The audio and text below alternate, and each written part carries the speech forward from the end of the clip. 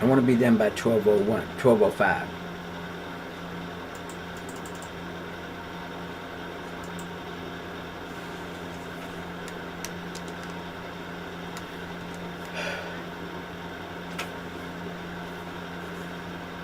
We are live, sir. Huh? We are live. Okay, you're not going to play the introduction? Yeah, for some reason the computer's acting a little stubborn. Go right ahead, sir. All right, good morning. Good morning, everyone. Welcome to another Did You Know? Couple things I want to say. Those of you who I've been talking about, telling you to run for office, get moving because the clock is ticking. We need some of you out there that have wisdom, guidance, and direction. We need you in leadership roles. So I hope those of you are ready to start to run for public office. I've been preaching this for some time. I'm going to keep preaching it. We need those of you that's sitting on the sidelines that can bring a lot to the table, that we want you to run for office. That's number one. Number two, don't worry, you got to get out there to get registered to vote. The other issue I brought up the other day, everybody keeps saying, worrying about voter ID, and I said we need to develop a strategy to deal with it because it's going to happen. We got to stop being a reactionary. We got to step up to the plate. So, usually I have a segment on Black History, but since February is Black History Month, I think I'll let Black History go this month because you will get some Black History programming. Even though I told you we're responsible to do our own Black history and tell our own stories. Because if we don't tell our own stories, then shame on us. Well, today I'm going to go to my program right away. I have Willie Slade, who is the Superintendent of Steelton-Highspire. I have him on my program today, and I want to be able to ask him some good questions. I got some questions I asked him, but I want to get his perspective. So, Willie, would you introduce yourself to my audience? Sure, buddy. Like you said, my name is Willie Slade. I am currently the superintendent at Steelton-Highspire School District. My 24th year here at the district, and I'm also a proud graduate of Steelton-Highspire. Okay, since you have had many careers in your life, I mean, you've been a probation officer and you've been into the administration. How do you see the student now when you was a probation officer to the student today? Well, it's so different now. I mean, you're talking over a 30-year span that the kids today have access to so much. They're involved in so much more. The things that they have to deal with on a daily basis is so much more adult oriented. I mean, growing up before, then the kids were kids, and now they have access to things and they see things that I never, growing up would never have thought of. I mean, we had like last year, for example, we had two students, one current and one former student that were killed through gun violence. That I never saw that when I was a student here. I never saw that 30 years ago when I was a student or when I was working here. So the level of trauma that these kids are dealing with is on another level that that we've ever had to deal with before, and then you combine that with the things that are just happening around them. We live in a low socioeconomic area, so they're dealing with not some of our kids are dealing with not having enough to eat, not having the right kind of clothes to wear. We just had this where it's still in the middle of this cold snap of weather. And we have kids that are coming to school with hoodies on. So I mean, so the things that these students have to deal with, the education piece may be the easiest thing that they're dealing with compared to just some of the things they just deal with in life. How do you think that when I say we, I mean in the community, we need to be more compassionate to the situations in your urban district, in your school district, whether it's Harrisburg or Pittsburgh or Philadelphia? What would you say to the community in terms of how we should embrace the community? And then after that, then we'll go to the parents, and then we'll go to the administration. Well, if they just have an understanding of what some of these kids are going through, and not thinking that. I think one of the mistakes that a lot of people make is assuming that all kids grow up or have the same things that they had as kids, and that's not the case. Every kid is different. Every family is different. Their financial situation is different. Their home life is different. So we got to get off that thinking that well, these kids, I grew up like this or I grew up like that. Well, you may have, but that doesn't mean every kid does. It's every kid is different. Every kid is unique. Every family is unique. And what we try to do is in our situation is try to learn about our kids and get to know our kids, and you get to know their situations.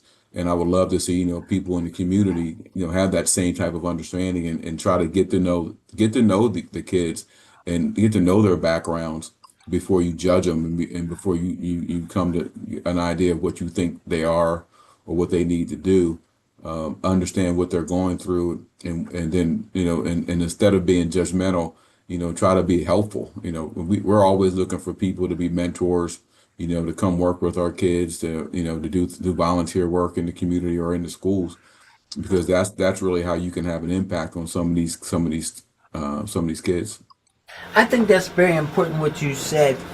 Get to know the kids, looking at mentors, because something that you said earlier, the way we grew up and the way kids are now is much different. Because when we were growing up, the church was a very strong institutional in our community. And so everybody knew everybody, and everybody knew everybody's situation. And because you don't have that now, I guess it poses a major problem. And that's why you said you need to get to know the kids. Because you're right. I never experienced, like you said, you never experienced a whole lot of murders. You never experienced a drug overdose. You never experienced a lot of those things because we didn't grow up that way. I mean, it was a village. And so now you deal with kids that some of them are raising themselves, I guess. Some of them want something to eat.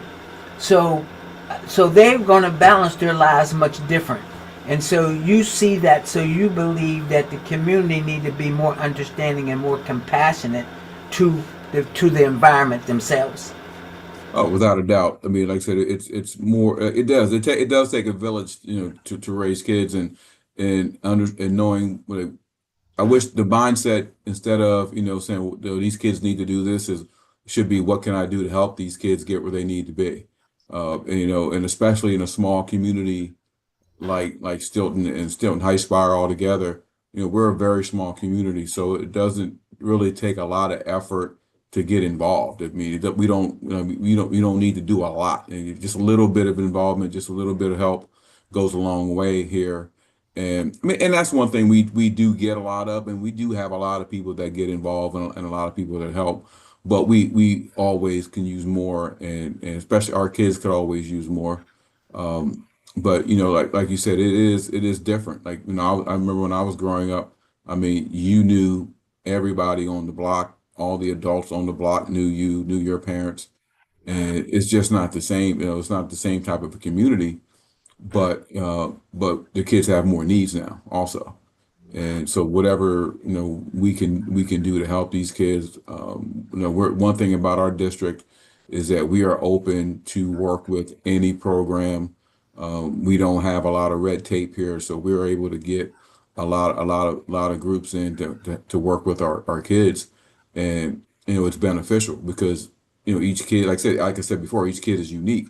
So each kid may need a different type of program that can reach out to them and help them, compared to one of their other peers.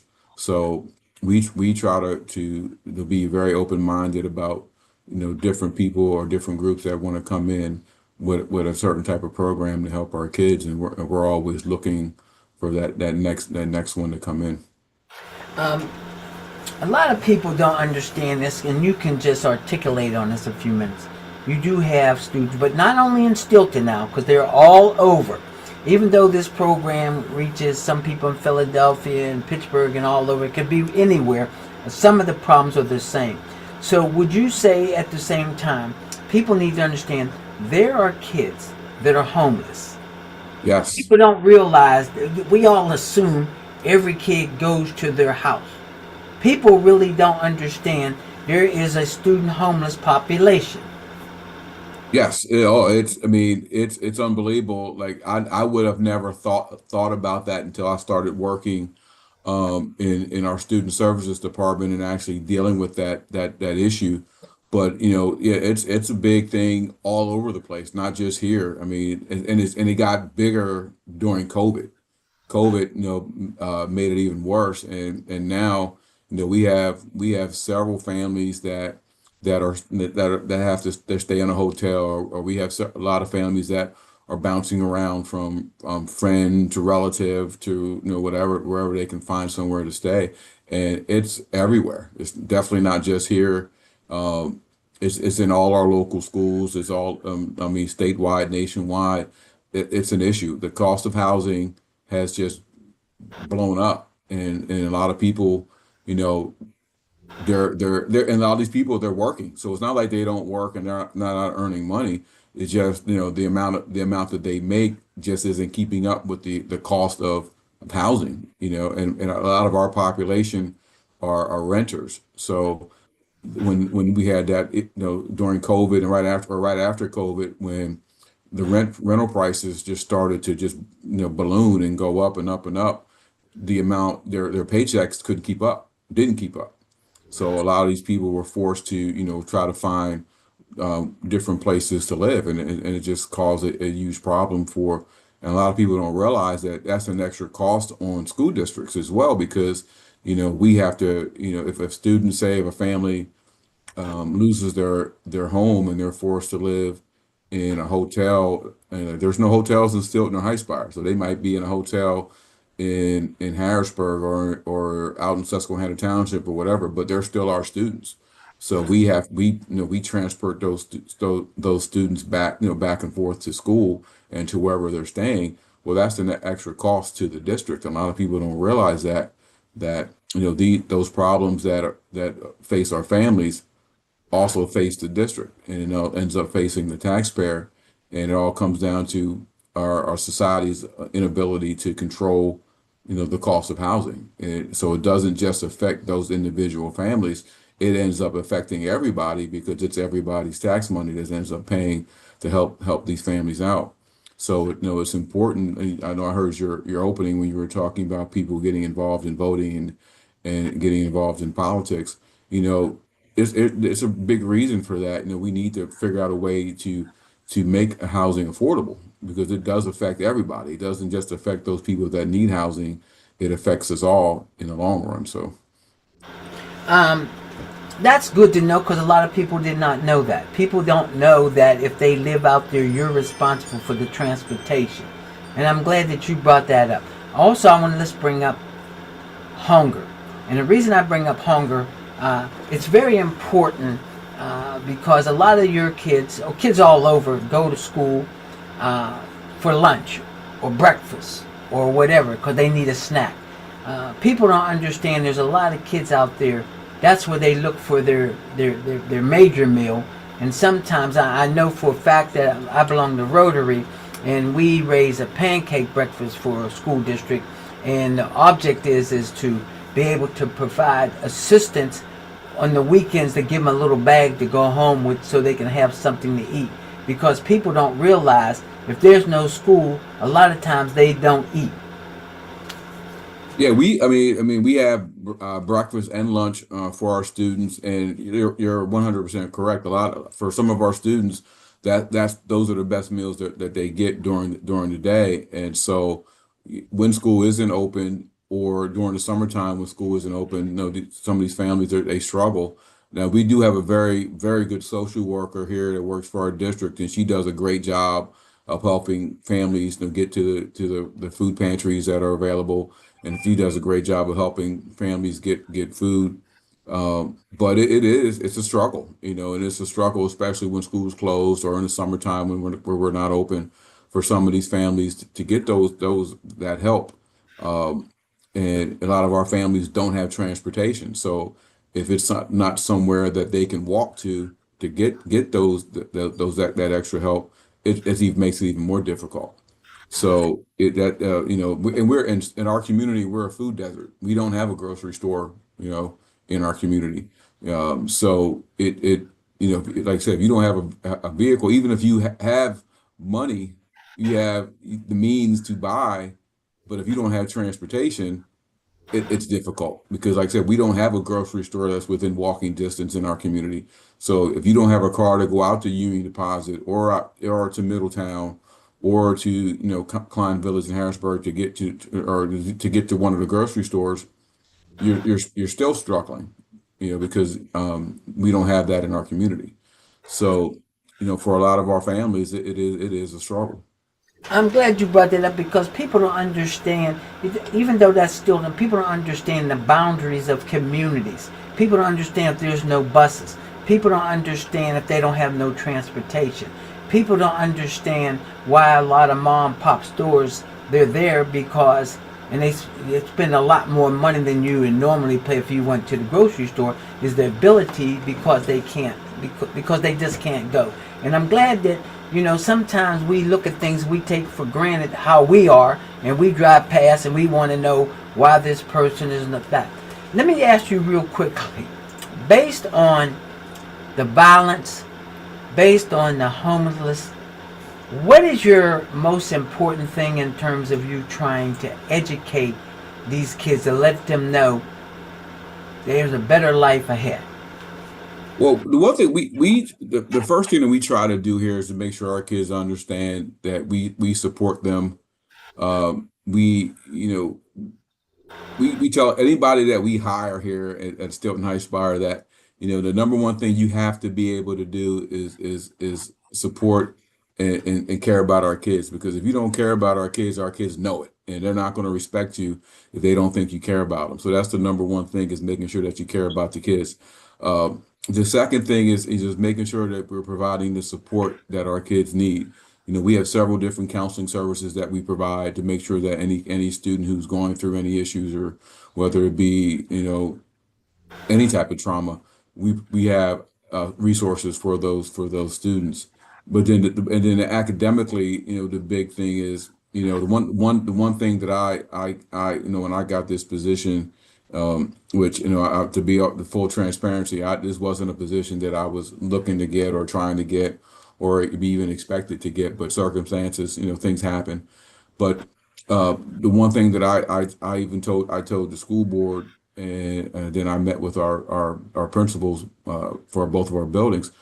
The number one thing that we have to do is raise our expectations of our students, because if you don't have higher expectations, the students are only going to reach what you expect of them.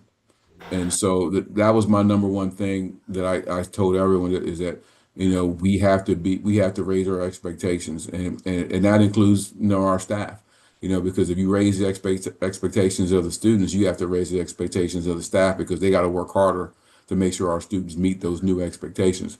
So those are the things that we're trying to do, and then put the things in place, the supports in place to help our students meet those expectations. And just something simple. This year, we created a new dress code for the high school, and that was the first priority in the beginning of the school year. And we stayed, have stayed consistent about it, and you've seen with the way the students dress improve. Well, the second part of the year now, we've instituted a ban on cell phones. Students aren't allowed to have cell phones during the school day, and you already see the results. It's just so much more. The kids don't have that distraction now, and you can just tell the difference right away. If you walk through the high school, it's totally different, because the kids now aren't walking around looking at their phones. Now they're more focused because they don't have that distraction, and so it's amazing when you raise expectations, the kids will adjust. I tell our people here all the time, if we're consistent in what we do, the kids will adjust.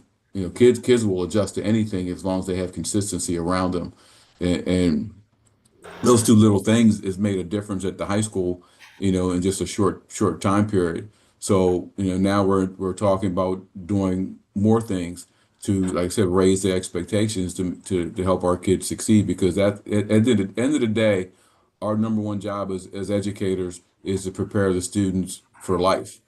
And if we're not doing what we need to do to help them, prepare them to be successful, we're failing them. And so a lot of that goes into making sure that they have what they need to get to learn those skills to be successful. Because if they can't be, you know, if they're not having their issues dealt with and they're coming here and they're dealing with all these problems and we're not helping them solve those problems, they're not going to be in any condition to learn. So we have to make sure that we're providing those supports, and then we get them doing the educational piece. You said what you told the school board and what you believed in terms of expectation. My issue is, and it's been an issue, sometimes I think, and I use the word administration, I think what you preach has to be preached to the teachers as well. Oh, yep. Because sometimes these teachers don't really realize the student watches them. They watch how they dress, they watch how they talk, they watch to see if you come late. You can't be late and tell the student not to be late, or you can't go dressed like you're going somewhere else. So I think what you said earlier is so important, that we have to set standards. And you don't have to set the standards all the way down from the person that opens that door to all the way up, because people watch. And Right. people, and we got to stop making excuses. I've heard it too many times. We make excuses, and you're absolutely correct. We got to set that bar up. So we want our teachers, custodians, whoever, cafeteria, to set a standard, because the kids are watching. And so when kids are watching, people don't understand that. So it's kind of hard to develop a culture if they see that the culture is not functioning from the very beginning. That one of the things I know when I was speaking to our our administration and our admin team, and I said, that I don't want to hear the phrase "our kids can't" anymore, because that was always one of the big things. You'd hear, "Oh, we need to do this," well, our kids can't do that, or we need to do that, well, they can't do that. Well, no, I don't want to hear that. Our kids can do anything you challenge them to do, if you prepare them and have them do it. And the biggest thing was, like I said, this just something as simple as this cell phone thing. We talked about doing this for the last couple of years, and it was always, oh, well, our kids can't handle that, they'll have a big backlash. Well, it's been pretty much smooth sailing since we did it. And I said, I told them, I said, our kids will adjust. If you say this is the rule and you enforce it and you're consistent with it, the average kid doesn't want to get in trouble, so they're going to do what they need to do, and we found that out. And I tried to, even so, now it's with everything else. Like, don't say our kids can't do this type of subject or this type of thing. Give them the opportunity to try, and then give them the supports that once they try, you see where they're failing at, give them the supports to improve, and then they'll be able to do it. But don't we had to get rid of that. I always tell me, that's the worst four-letter word out there, is can't. We got to stop saying our kids can't do stuff. And that's very good. And I think people should understand, you set the tone.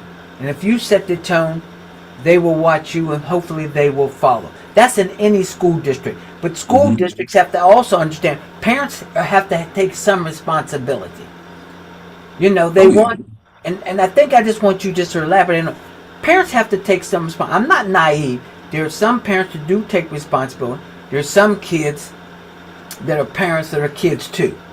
So you're dealing with kids having kids. So you're dealing with a bouncing ball there. But what do you say to parents in terms of they need to take some responsibility? Oh, without a doubt, because at the end of the day, the students are still with their parents a lot more than they're with us as a school district, as educators.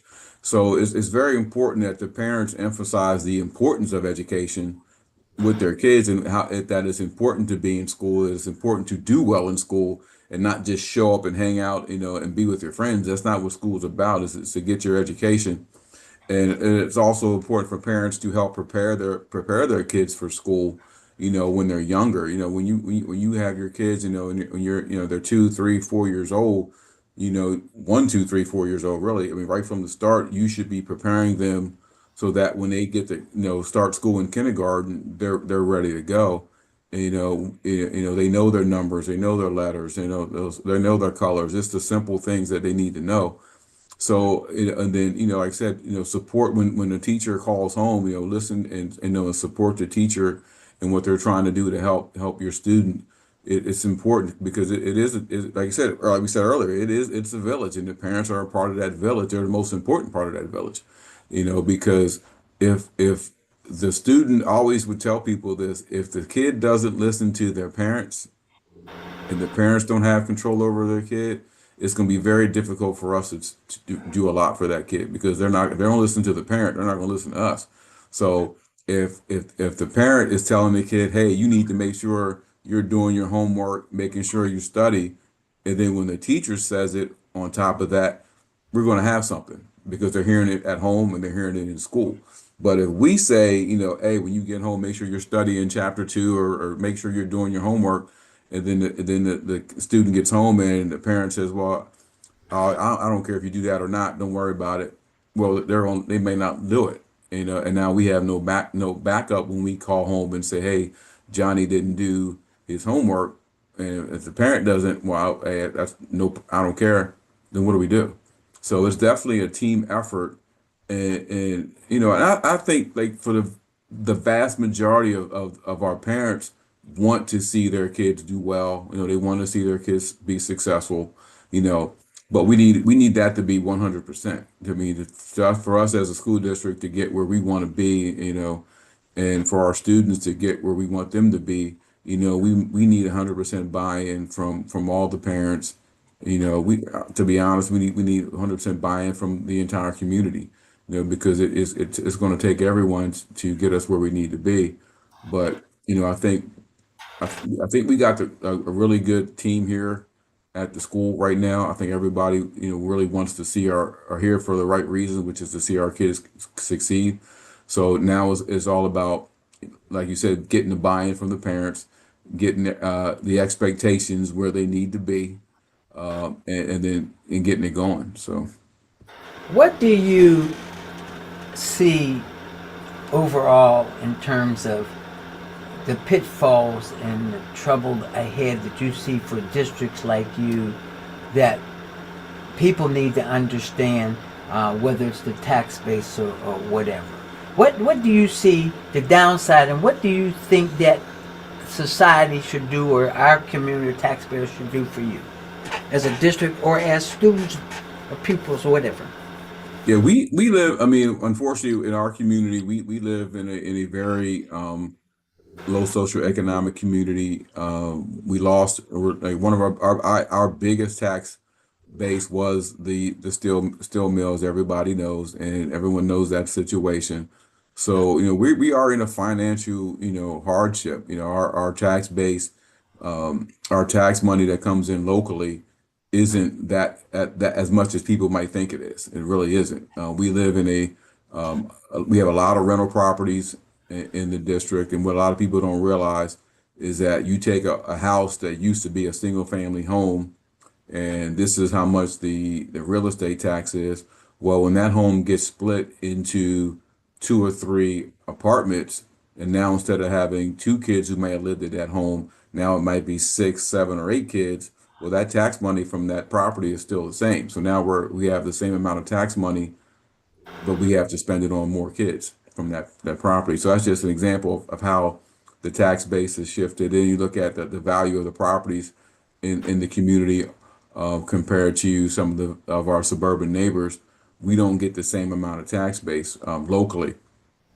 So funding is an issue. I mean, it is an issue. We are currently in financial recovery. And a lot of that is just due because our expenditures are rising at a rate faster than our revenue.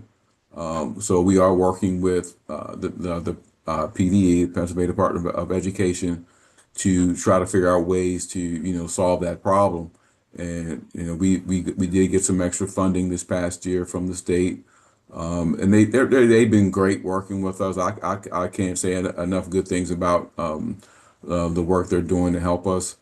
But we know that we have a long road ahead of us to try to improve that. But just little things that the community can do And we've gotten a lot of that. Any type of like uh, uh, donations that we can get for our different programs that we have, whether it's, and everyone looks at our sports teams, but we have a lot more. We have a very good music program. We have a up and coming theater program. We have a lot of different programs at the elementary school. And so when we say we need people to get involved, it's like getting involved with those type of programs and donating to those types of programs. Everyone always rushes to donate to to the football program, which is great, but we have other things here and other kids that may not play sports, but they might be in they're involved in these other programs, and and they need donations too. They need things from the community as well. So I would really love for people to look at those other programs and help them out as well. Like I said, between our music programs, whether it's band or orchestra or like I said, our theater programs or different programs and clubs at the elementary school, uh, helping those kids out, it would be great. But just like I said, just being involved, overall being involved is what it's all about.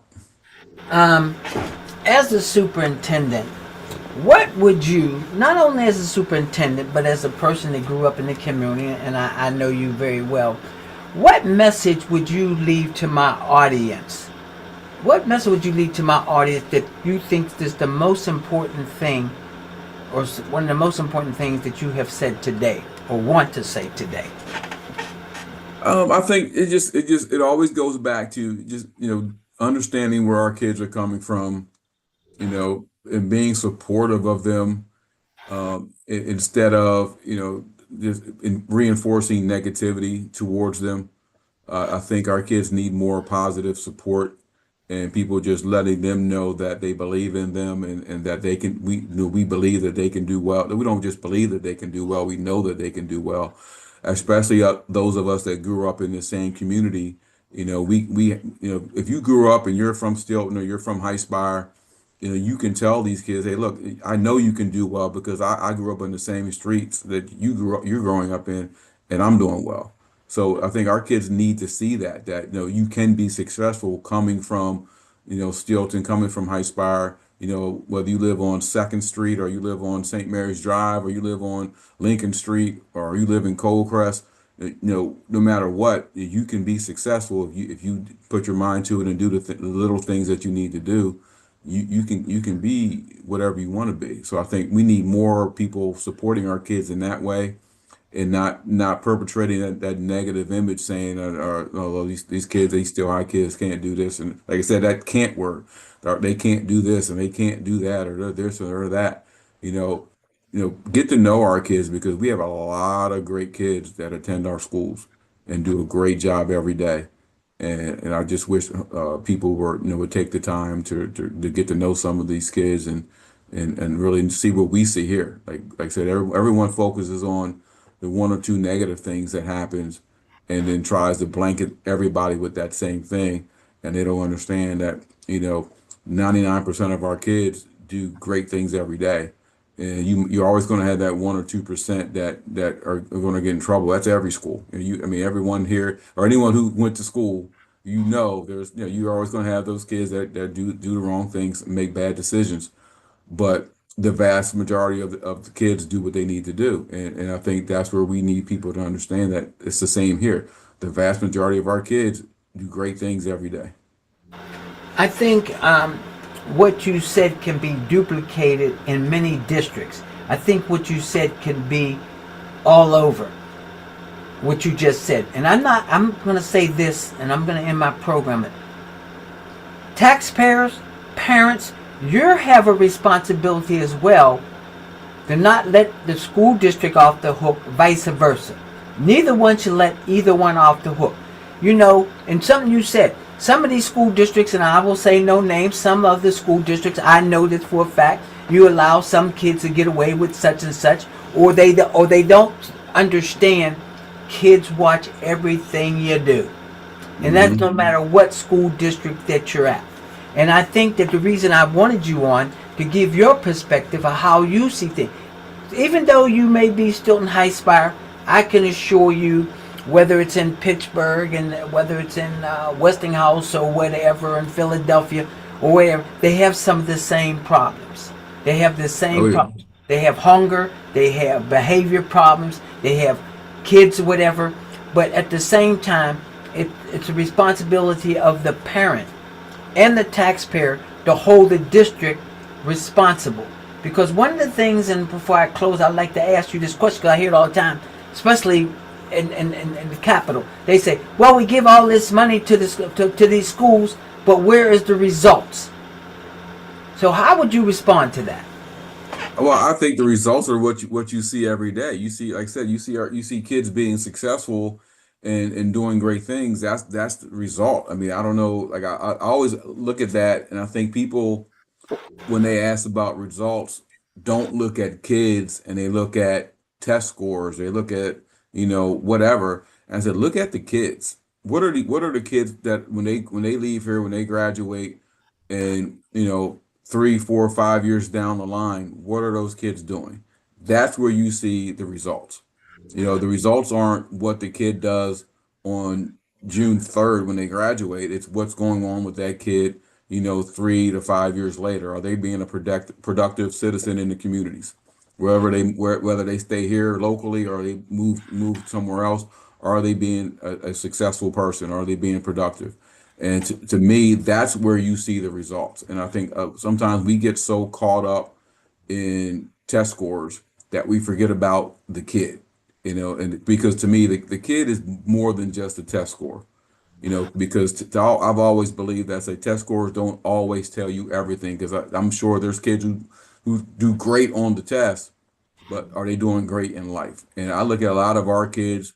I think the one thing that we do well here is we do prepare our kids for the real world, because we treat them as real people. We don't treat them as a number, because I mean, and that's the advantage of being in a small school. You definitely get to know your kids here, because I always tell people we only got 2 hallways, so you see the same kids you see them every day. And so I think that's the one thing that we try to do the most, is make sure that our kids are prepared to be successful in life. And I think that's where you look at and you see the results. Don't look at, okay, is their test score, did they raise their test scores by 10%? Where's their graduation rate? Where's their success rate when these kids go out and you look at them, and keep track of what they're doing later? How many of those kids are coming back and visiting the school and doing, like we had a bunch of kids come back about a month or so ago that are currently in college, and they came and spoke to the kids that are still in school about how life is in college and what they're doing. And that was, to me, the results. It was unbelievable to hear these kids talk, and be able to express themselves and be able to be real with their peers, and tell them, hey, this is what you need to be doing and to prepare yourself when you get to college. This is what I wish I would have done, and it was that, to me, is the results that you're looking for, is preparing kids to be able to do things like that after they leave you. Because you're not going to, like I said, looking for the results while they're here doesn't really mean a lot, because because we can bring you in here and take you on a tour. Any school can do this, and we can make sure that you're going into the right classrooms to see the right kids we want you to see. But it's after all the kids leave here, and what are they all doing? And that, to me, that's where you see your results. And to Okay, me, well, like, go ahead.